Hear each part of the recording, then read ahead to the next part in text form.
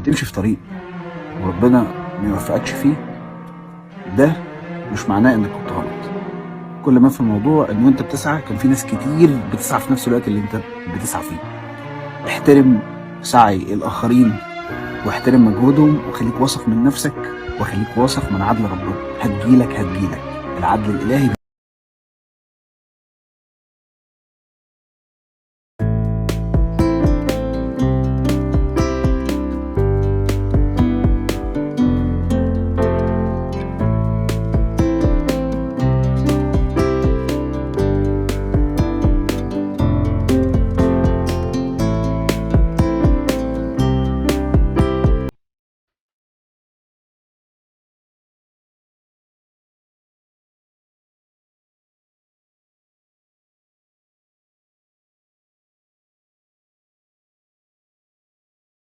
هتعدي بس انت تاخدها تحدي وتقف وتقول من قدي انا جامد وما بيأسش.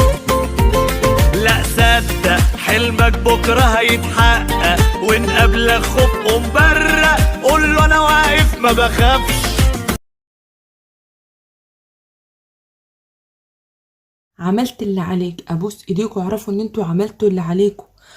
اوعى تبطل سعي، اوعى تخلي السنه دي تخليك توقف حياتك كامله. اوعى تقول لا انا اجتهدت وعملت اللي عليا وما خدت ثانويه عامه وما ادراك ما ثانويه عامه.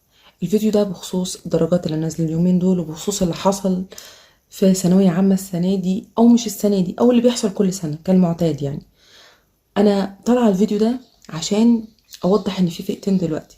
في الفئة اللي نجحت ومبسوطة وفرحت أهلها وأهلها فرحانين بيها، وفي الفئة التانية اللي طبعا ده الأغلبية اللي مجامعهم قليلة، اللي زعلانين، اللي معرفوش يجيبوا مجموعهم زي ما كانوا متوقعين.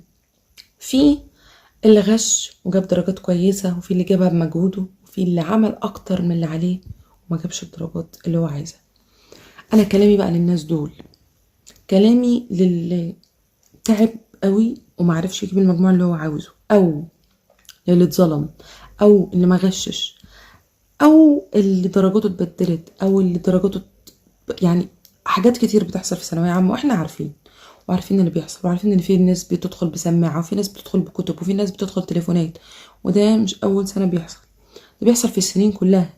عشان تخلي بالك ده بيحصل في السنين كلها، في سنتي، في سنتك، في السنه اللي بعدها، في السنه الجايه، بعد 10 سنين هو ده اللي بيحصل. فده مش حاجة جديدة. ولكن اقول لك كلمتين، السنة دي كانت من اسوأ السنين اللي مرت عليا، لان بهدلتني جدا، خدت مني فلوس ومجهود وصحة ونفسية، ولسه مأثرة على الواحد لحد دلوقتي. لسه انا بسببها لحد دلوقتي ما اعرفش اقعد على الكتاب زي الاول. انا كنت ممكن الاول اقفل الاوضه على نفسي اقعد بالسبع ساعات 8 ساعات اذاكر، دلوقتي لا، ما اقدرش اعمل كده. بتاخد شغفك، بتاخد حياتك كلها وهي طالعه.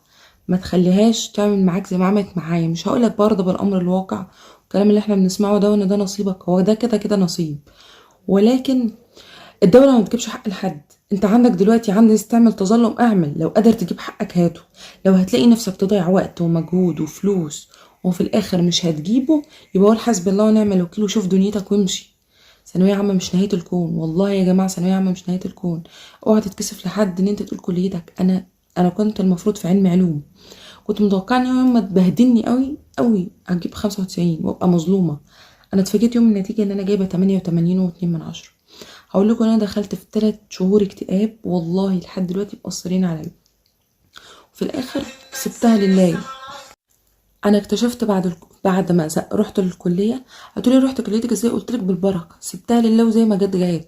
انا كنت داخله كليتي وانا ما اعرفش عنها اي حاجه، والله ما اعرف عنها اي حاجه، من كتر الاحباط اللي كان عندي، من كتر قله الشغف. ما تخليش ثانويه عامه تحسسك ان هي نهايه العالم، بالعكس.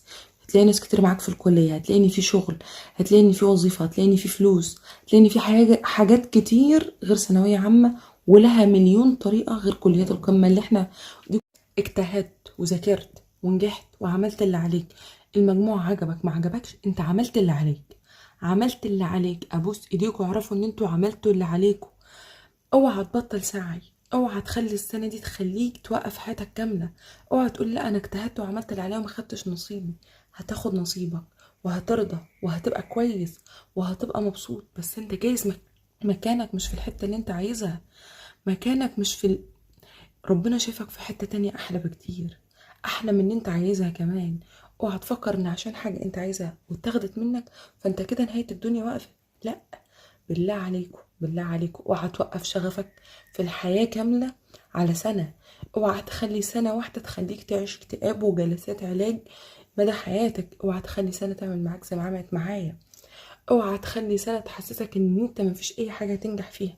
انت هتنجح وانت شاطر وانت قد اي حاجة، بس ربنا ما جبرش خاطرك في الحتة دي، هيجبر خاطرك في مكان تاني. بس عايز سعي. اوعى توقف، جايز النقطة اللي انت وقفت عندها هي دي تكون اول طريق لحاجة تانية. بالله عليكم فهم الكلام ده، ثانوية عامة مش نهاية الدنيا، والله ما نهاية الدنيا.